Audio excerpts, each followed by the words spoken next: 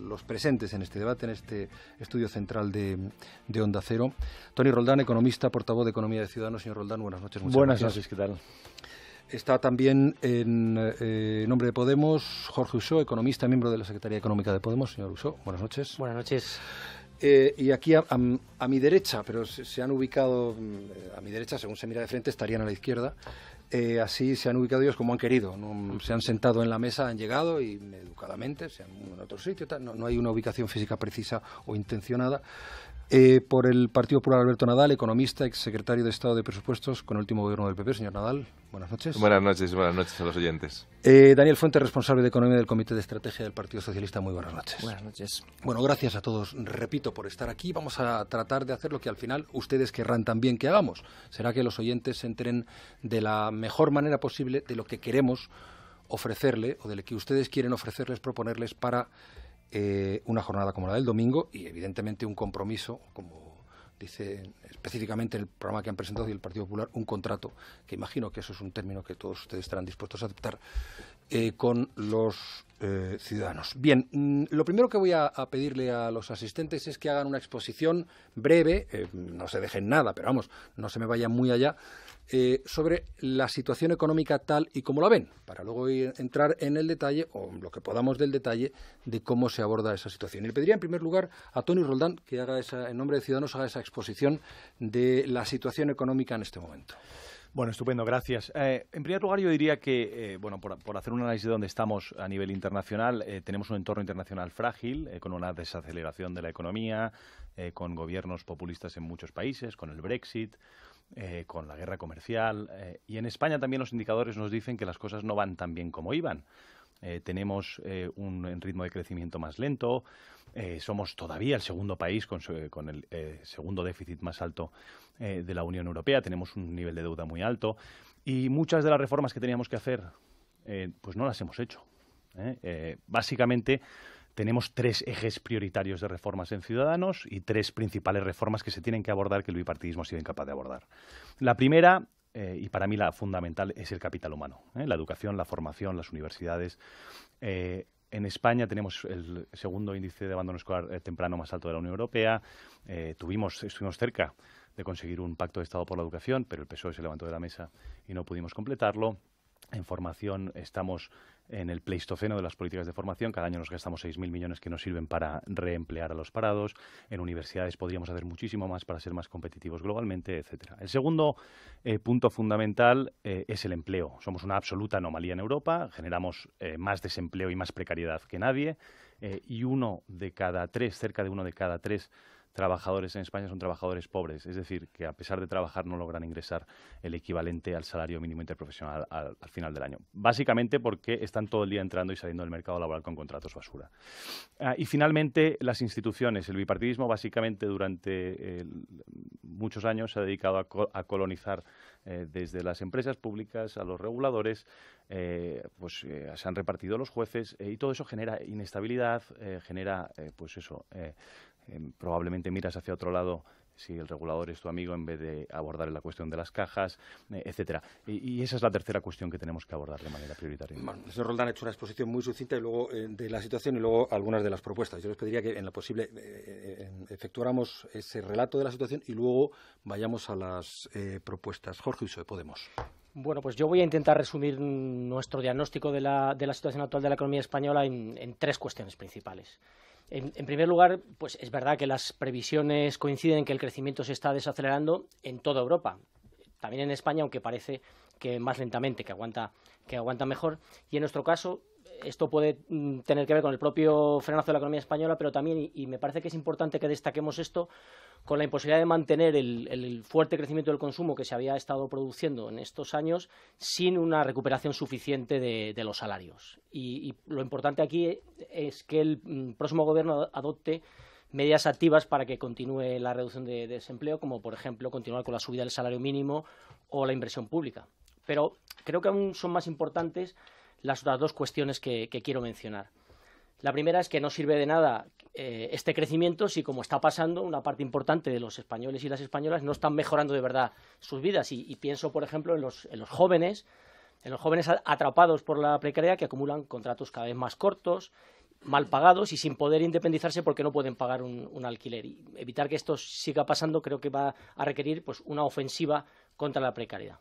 Y en tercer lugar, la tercera cuestión serían los desafíos que tenemos por delante, que tenemos que responder con políticas mucho más ambiciosas de las que se están aplicando. Me refiero, por ejemplo, al cambio climático y la transición ecológica, que van a requerir importantes inversiones en los próximos años. Nosotros a esto lo hemos llamado el Plan Horizonte Verde. O la igualdad real entre hombres y mujeres y el reparto de los trabajos de cuidado. A esto lo hemos llamado Horizonte Morado. Y, en tercer lugar, hemos dicho que vamos a hablar de tecnología, abordar más activamente el proceso de digitalización en un doble sentido. Primero, para evitar que otra vez España se quede atrás en un proceso de cambio tan importante, pero también para asegurar que este proceso no deja atrás a una parte de la población porque no tiene posibilidad de encontrar empleo o porque la uberización de la economía les condena a trabajar en condiciones precarias. En definitiva, lo que creemos es que para resolver estos desafíos hacen falta planes de futuro, transformando en profundidad la economía, y hace falta hacerlo además con justicia y, como nos gusta decir, con las personas dentro, poniendo la vida en el centro de nuestras políticas económicas. Gracias, señor Uso. Podemos, Daniel Fuente, responsable de Economía del Comité de Estrategia del PSOE. Buenas noches. Buenas noches. Yo distinguiría entre la evolución del entorno exterior y qué es lo que ocurre con la economía en el ámbito doméstico. En el entorno exterior, la verdad es que hay nubarrones, no sería sensato negarlos. Pues tenemos un Brexit a las puertas del calendario, tenemos una Italia que se ha convertido en un enfermo crónico de la zona euro, tenemos una Alemania que sufre especialmente las tensiones comerciales entre Estados Unidos y China, y tenemos en general una zona euro que se desacelera de manera notable. Si miramos de puertas hacia adentro, lo que vemos es que la economía española no solo se comporta razonablemente bien, sino que yo creo que por encima de lo que cabría esperar en los escenarios centrales del consenso de analistas. No solo crecemos el doble de la zona euro, sino que ese doble es significativo, ¿verdad? El doble de Nava no es interesante, pero crecer a tasas del 2,2, 2,3% interanual, que es la tasa que estamos viendo ahora, con indicadores adelantados del primer trimestre de 2019 que apuntan a que se va a mantener ese ritmo de, digamos, 0,6% de crecimiento, con creación de empleo, pues fijaos, de 540.000 empleos en términos interanuales, 150.000 empleos en el último mes. Es verdad que menos de las tasas récord de creación de empleo que el año 2015-2016, pero en cualquier caso, más que robustas, yo creo que el consenso de analistas las firmaríamos si esta fuese la tendencia de medio y largo plazo. ¿Qué es lo que tenemos por delante? Bueno, tenemos por delante que conciliar crecimiento con distribución.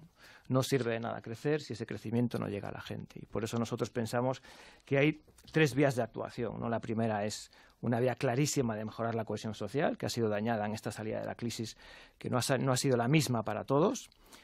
Creemos que es necesario romper ese paradigma, ese falso paradigma de crecer primero y distribuir después. Eso tiene que agotarse. Yo creo que es una de las conclusiones de la crisis del 2008. Ese crecimiento en dos fases de primero PIB, después distribución de la renta, en cualquier caso no es lo que nosotros apoyamos. Y esto debe hacerse además satisfaciendo una restricción presupuestaria clarísima y con una necesidad de ajuste de nuestras cuentas públicas, porque, recordémoslo, seguimos teniendo una deuda pública más alta de lo recomendable. Muy bien. Señor, en nombre del Partido Popular, Alberto Nadal. Sí, buenas tardes. Mire, hay que recordar de dónde venimos. En el año 2011, cuando llega el Partido Popular al gobierno, la economía está quebrada, se están destruyendo millones de puestos de trabajo y nadie daba un duro por la economía española. Se toman una serie de políticas, se toman una serie de medidas, se realizan una serie de reformas y desde el año 14 hasta ahora hemos crecido 5 años de forma consecutiva. Pero este crecimiento, a partir de junio del año pasado, empieza a ralentizarse, empieza a no a ir tan bien como iba hasta entonces. Hasta entonces la economía crecía al 3%, ganábamos competitividad, ganábamos exportaciones, éramos la envidia del continente europeo. Y a partir de junio hay un cambio de gobierno y ese cambio de gobierno empieza a hablar de revertir reformas estructurales, de subir los precios de la energía, de subir impuestos y la alegría va desapareciendo. Sí, mantenemos un nivel de crecimiento por encima de la media europea, pero eso es por la inercia que llevábamos de las políticas económicas anteriores. Y voy a poner un ejemplo. Desde que gobierna el Partido Socialista no se ha reducido en 1/10 el déficit público. Desde que gobierna el Partido Socialista no se reduce la prima de riesgo. Desde que gobierna el Partido Socialista bajan las inversiones. Desde que gobierna el Partido Socialista ya no hay ese esfuerzo por ganar competitividad y por ganar capacidad de crecimiento a largo plazo. Palabras como competitividad, eliminación del déficit público han desaparecido y en su lugar han sido sustituidas por un lenguaje y una serie de medidas que van en la dirección contraria a lo que queríamos decir. España sale de la crisis con 3 heridas que todavía no ha cerrado. La primera de ellas, y más importante, es el desempleo. Sigue con tasas de desempleo del 14% y hay que reducirlas hasta los niveles europeos. Ahí, educación y reformas estructurales son fundamentales. En segundo lugar, tiene un diferencial tecnológico con el resto de Europa que hay que cubrir atrayendo inversión y atrayendo talento. Y, en tercer lugar, tenemos unos niveles de endeudamiento externos y públicos que hay que eliminar o si no seremos vulnerables a la próxima crisis. Por lo tanto, la política económica debe dirigirse a eliminar estas vulnerabilidades, hacer que la economía crezca, que se cree empleo, y esta es la base para conseguir una mejor distribución de renta y una mejor bienestar de todos los españoles. Imagino que por alusiones el señor Fuentes quiere intervenir, pero pediría que no hiciéramos un debate de lo que has hecho tú, miremos un poco hacia adelante lo que ofrecemos cada uno para cambiar la situación. Que no retorzamos las cifras. Eso es. Ah, bueno. Exactamente. En el cierre de 2017, la economía española crecía al 3,1%, en junio de 2018 al 2,5%. La desaceleración no está vinculada, ni siquiera ocurre al mismo tiempo con el cambio de gobierno. La desaceleración de la economía española viene desde el año 2015 y 2016 y de manera muy significativa desde el final de 2017. Y lo sabemos todo por el agotamiento de los vientos de cola y por la ausencia de reformas estructurales. Ya está bien de hacernos creer que la economía española crecía por encima del promedio europeo gracias a unas reformas que no han existido. ¿Cuáles han sido las reformas estructurales de los 7 años de gobierno del Partido Popular? 1, reestructuración del sector bancario, con sus pros y sus contras. 2, reforma del mercado laboral. Ahí se termina la lista de reformas estructurales. No ha habido valentía, no ha habido voluntad política de afrontar ninguna de esas reformas estructurales y no hemos crecido, por lo tanto, a causa de unas reformas o gracias a unas reformas que no han existido. En cuanto a otros datos, dice usted que el déficit público no se ha reducido en 1/10. Perdón, lo cogimos en 3,1, lo hemos dejado en 2,6. Son 5 décimas. Eso no es correcto, no es correcto. En junio ya se había rebajado 5 décimas, que es exactamente lo que se ha reducido este año. Entre junio y diciembre no se reduce una sola décima el déficit público.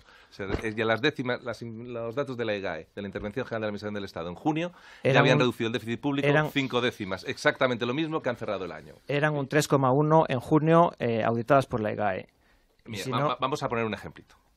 El año 2017, último ejercicio. Voy a dejar un minuto. Último ejercicio en el que gobierna el Partido Popular el año completo, se ingresan menos de 20.000 millones adicionales por el conjunto de las administraciones públicas y se reduce el déficit público en 14.000 millones de euros. El año 2018, cuando en la segunda mitad ya gobierna el Partido Socialista, se recaudan adicionalmente, se ingresan 26.000 millones de euros. ¿En cuánto se reduce el déficit público? En 4.000. De 3,1 puntos del PIB a 2,6 puntos del PIB, 5 décimas del PIB.